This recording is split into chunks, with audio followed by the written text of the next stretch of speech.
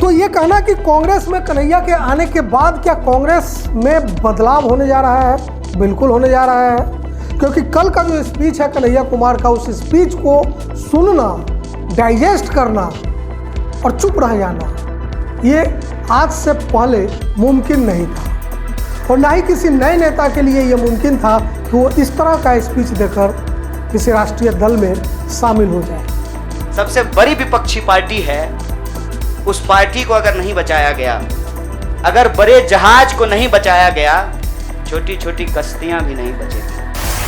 कन्हैया के कांग्रेस में जाने से कन्हैया के जीवन में क्या बदलाव आएगा, मतलब उनके राजनीतिक करियर में क्या बदलाव आएगा, ये तो अभी देखना है। लेकिन कन्हैया के कांग्रेस में जाते ही कांग्रेस में क्या क्या बदलाव हो गए, ये अगर जानना हो तो कल कन्हैया के कांग्रेस में जाने के वक्त जो प्रेस कॉन्फ्रेंस हुआ, उसमें कन्हैया कुमार ने जो स्पीच दिया है उसको डिकोड करने की जरूरत है। वो स्पीच मेरे हिसाब से एक नए कांग्रेस की तरफ इशारा करता है। मुझे लगता है कि यह देश 47 से पहले वाली स्थिति में चली गई है। रे भाई, मॉल में आग लग गया है, दुकान बचाओगे? अपने पूरे स्पीच में कन्हैया कुमार ने कहीं भी यह जाहिर नहीं होने दिया कि कांग्रेस में आने के लिए या आने के बाद वो नेहरू, इंदिरा गांधी, राजीव गांधी या सोनिया गांधी के प्रति बहुत कृतज्ञता के भाव से भरे हैं, ऐसा उन्होंने कहीं जाहिर नहीं होने दिया।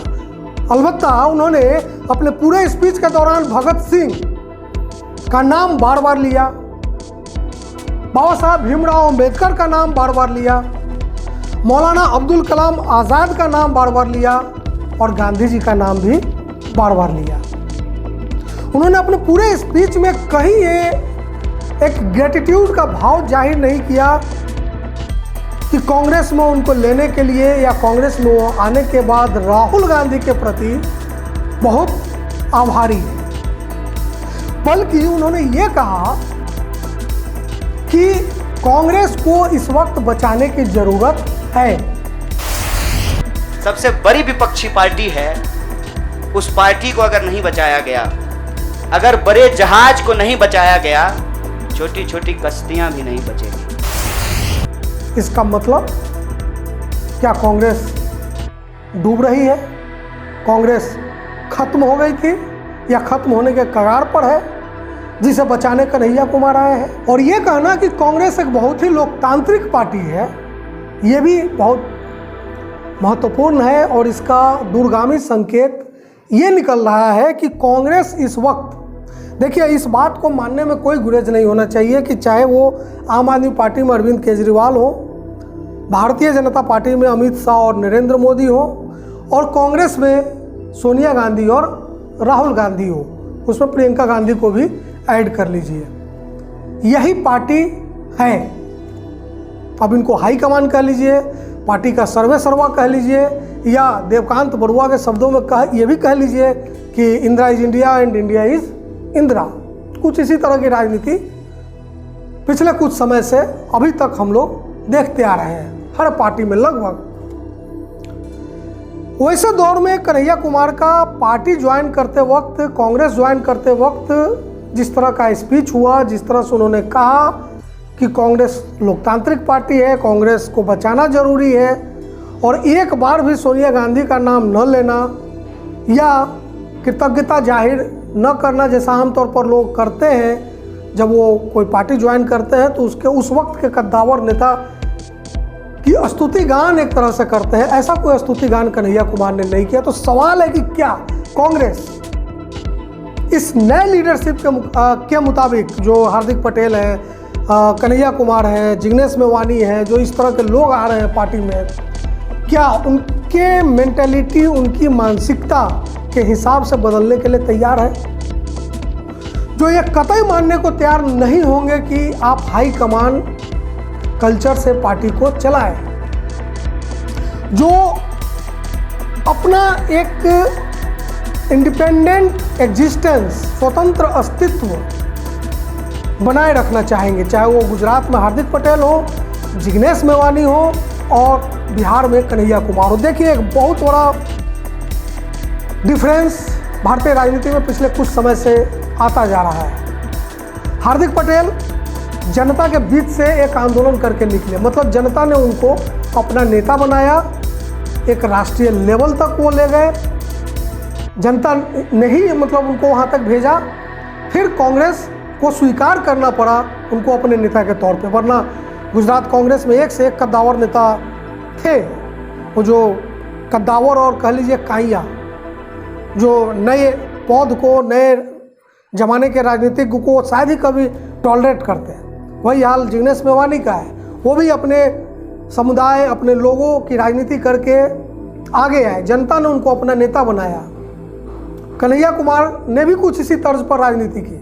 वो छात्र राजनीति में उभरे, पूरा देश वो घूम रहे हैं, अपने समर्थकों के बीच, अपनी विचारधारा के लोगों के बीच वो जा रहे हैं, वो पॉपुलर हो रहे हैं, तो कांग्रेस को उन्हें स्वीकार करना पड़ा। ठीक वैसे ही जैसे असम में भाजपा को कांग्रेस के दिग्गज नेता हेमंत बिस्व शर्मा को भाजपा ने अपनाया और उनको आज सीएम बनाया असम में।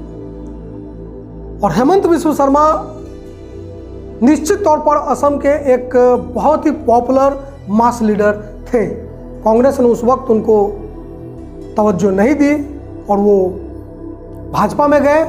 भाजपा ने उनको खुले मन से स्वीकारा, जिसको ड्राइंग रूम पॉलिटिक्स कभी कहा जाता था संजय गांधी के ज़माने से शुरू होकर, उस चीज़ को चुनौती ये नए ज़माने के नेता देते हुए नज़र आ रहे हैं। ये सीधे जनता के बीच से उठकर आ रहे हैं।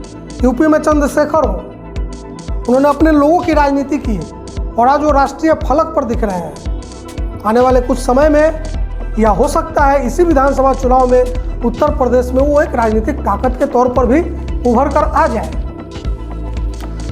तो कन्हैया कुमार, जिग्नेश मेवानी, हार्दिक पटेल, चंद्रशेखर उत्तर प्रदेश वाले या हेमंत बिस्व शर्मा, ये जो तमाम लोग हैं जो जनता के बीच से, जनता के बीच आंदोलन करके, जनता के बीच पॉपुलर होकर निकले और इतने बड़े हो गए कि राष्ट्रीय पार्टियों को उन्हें अपने में समायोजित करना पड़ा।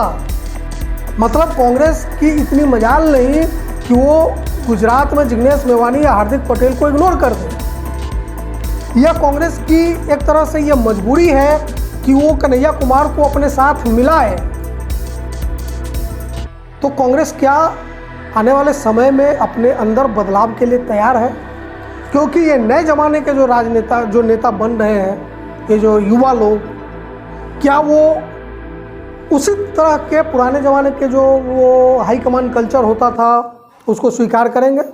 सवाल यहाँ दलों का नहीं है, कांग्रेस या भाजपा या किसी अन्य दल का। सवाल ये है कि ये जो 21वीं शताब्दी का नेक्स्ट जेन जेड, ये जो मिलेनियल किड्स का ना थोड़ी जल्दबाजी होगी, लेकिन जो नए ज़माने के यूथ हैं जिन्होंने पॉलिटिक्स को अपने नज़रिए से देखा है, वो जब राजनीतिक दलों में जाएंगे तो निश्चित तौर पे उस पुरानी कार्य संस्कृति का विरोध करेंगे जिसके सहारे सभी दलों के कद्दावर नेता, बड़े नेता, और जो कद्दावर होने के साथ साथ काइयाँ भी एक लेवल पे होते हैं, अपनी राजनीति करते आए हैं हाईकमान की खुशामद करके। इस चीज़ को अब चुनौती मिलेगी और ये चीज़ कहीं ना कहीं भारतीय राजनीतिक सिस्टम के लिए, भारतीय लोकतंत्र के लिए सुखद संकेत है। इस देश में भारतीय राजनीति को, सिस्टम को हाईकमान कल्चर ने ही बर्बाद किया है एक लेवल पे। यह हाईकमान कल्चर खत्म होना चाहिए और इसकी शुरुआत शायद कन्हैया कुमार, जिग्नेश मेवानी, हार्दिक पटेल जैसे लोगों ने, हेमंत बिस्व शर्मा जैसे लोगों ने इसकी शुरुआत कर दी है अक्रॉस पार्टी, भाजपा, कांग्रेस, हर पार्टी में। तो ये कहना कि कांग्रेस में कन्हैया के आने के बाद क्या कांग्रेस में बदलाव होने जा रहा है? बिल्कुल होने जा रहा है, क्योंकि कल का जो स्पीच है कन्हैया कुमार का, उस स्पीच को सुनना, डाइजेस्ट करना और चुप रह जाना, ये आज से पहले मुमकिन नहीं था। और ना ही किसी नए नेता के लिए ये मुमकिन था कि वो इस तरह का स्पीच देकर किसी राष्ट्रीय दल में शामिल हो जाए, लेकिन अब ये संभव हो रहा है।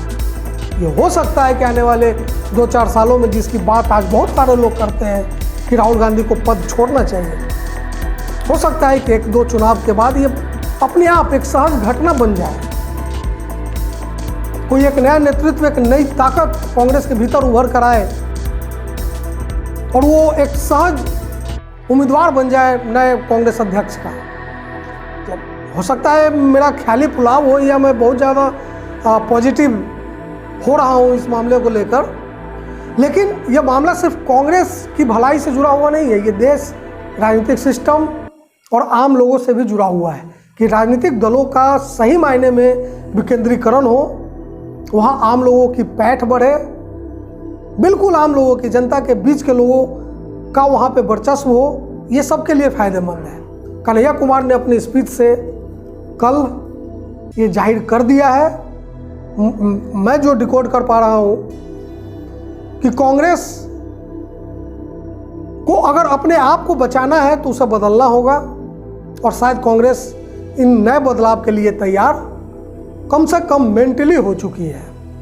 आगे क्या होता है देखिए, ये भी देखना है कन्हैया का क्या होता है, कांग्रेस का क्या होता है। लेकिन हम एक सुखद मोड़ पर, एक पॉजिटिव नोट पर इस पूरे घटनाक्रम को छोड़ सकते हैं कि आने वाले दिनों में इसका प्रभाव राजनीतिक तौर पर भारतीय लोकतंत्र के लिए अच्छा होगा। नमस्कार।